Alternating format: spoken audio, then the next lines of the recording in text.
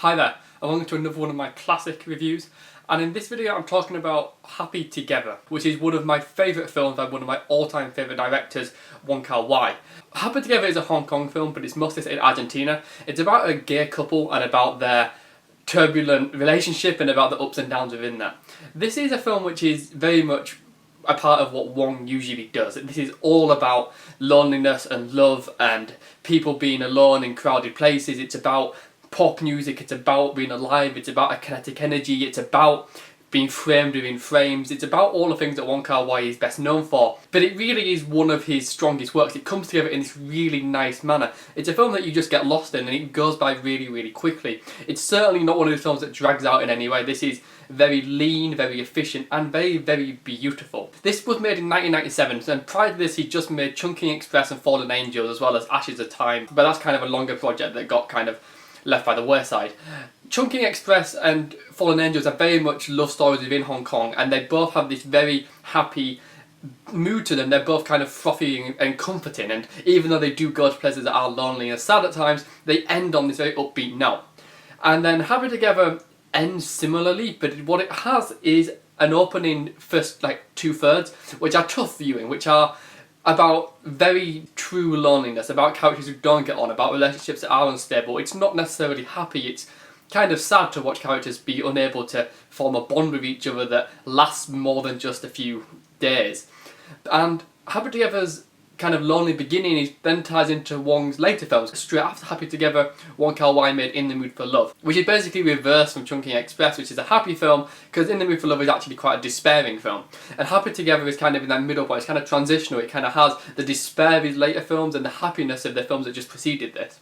I also want to mention music, because no director in the world uses popular music as well as Wong Kar-wai. Every single music choice in his films is miraculous. He always manages to find the right track and also the right version of that track to play at the exact right moment. In Chungking Express, the film ends on Fei Wong's Dream Lover, which is a fantastic track. In Fallen Angels, it ends on Only You, which is an even better final music cue.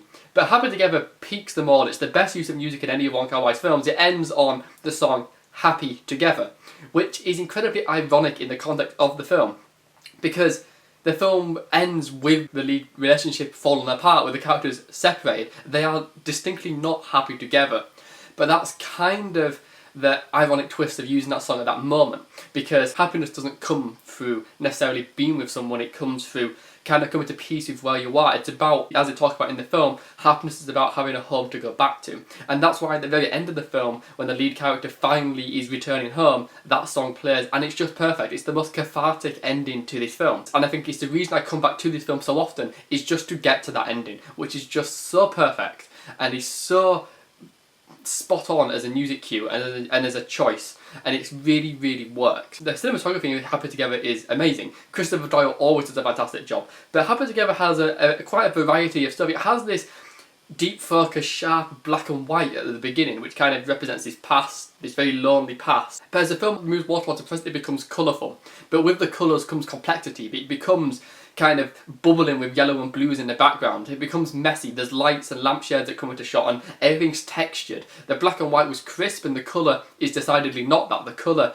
is blobby and messy. There's lens flares, there's the glaring sunlight, you know, things don't quite add up. But at the same time, the film is getting more complex, because now the characters have more than themselves to deal with. They have other obligations, they have other people to care about. And so the film getting more complex is kind of metaphorical in that sense for the characters' struggles themselves.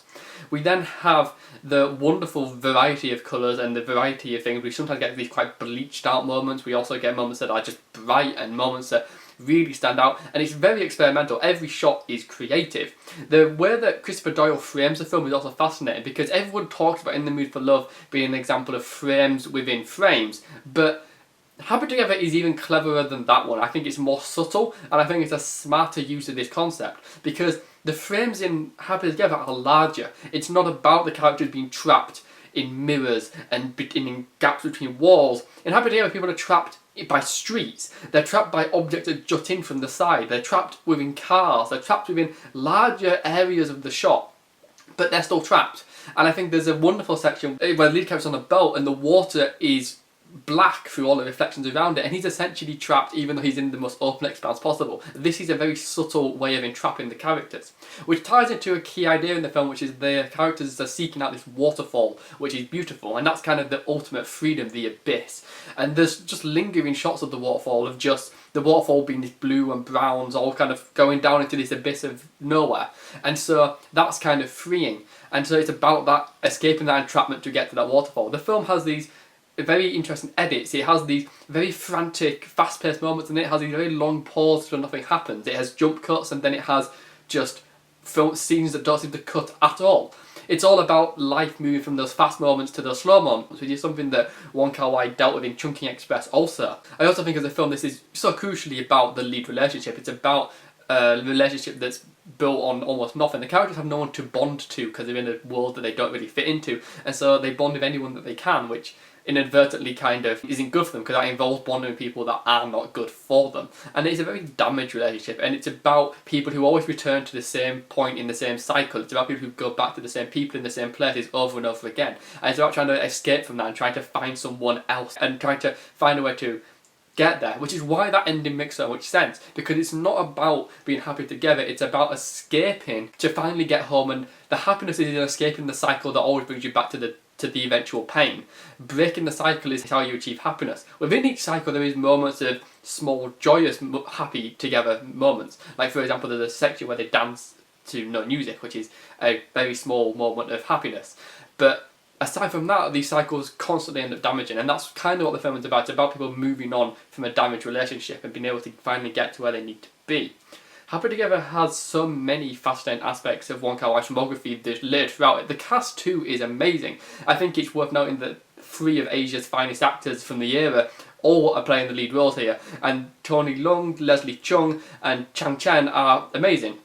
Sorry I pronounced the names wrong. Happy Together is a masterpiece in almost every way. I think this is a film that is one of Wong Kar-wai's best works. It might not be necessarily his finest work, which is still Chungking Express in my opinion quite easily, but it definitely matches the quality of the top tier of his stuff. It is a film that is timeless. It's a film which kind of lasts and is forever kind of renewing to watch. It's an easy watch whilst also tackling tough topics, and it's very, very interesting in the way it's filmed, in the way it's shot, in the performances, in the style, and it's forever going to be a great film. I think Happy Together is one of many masterpieces in Asian cinema from the late 1990s. So that's what I think of Happy Together. I'd love to hear your thoughts if you've seen it, so please leave me a comment. If you like this review, please give it a like. If you want to watch more of my reviews, they're on the side of the screen now. If you want to hear more of my opinions, you can subscribe or you can follow me on Letterboxd, link in the description. And thank you for watching.